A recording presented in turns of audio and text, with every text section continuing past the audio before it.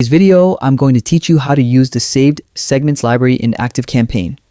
Whether you're new to Activecampaign or looking to optimize your use of its powerful features, this guide will help you navigate and utilize the library effectively. First, head over to the Activecampaign website, your go-to platform for marketing automation tools. Once there, locate the login button in the top right corner of the homepage and click on it. Enter your account details, making sure your information is accurate, and then click Login to access your dashboard. Once logged in, navigate to the Campaigns tab.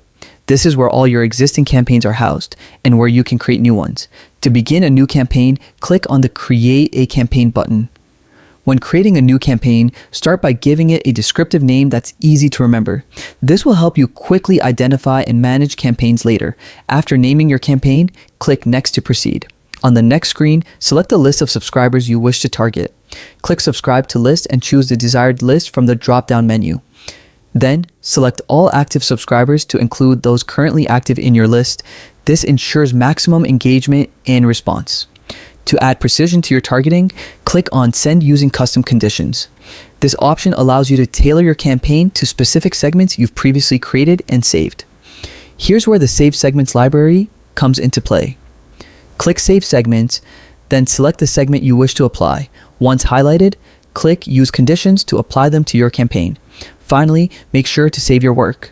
Click the Save button to ensure all your settings and conditions are securely stored. This confirms your campaign is ready, complete with filtered segments for targeted outreach. And that's it. A comprehensive walkthrough of how to use the Save Segments library in Activecampaign. Using these tools effectively will put you in a strong position to succeed with your marketing strategies. Thanks for watching and happy automating.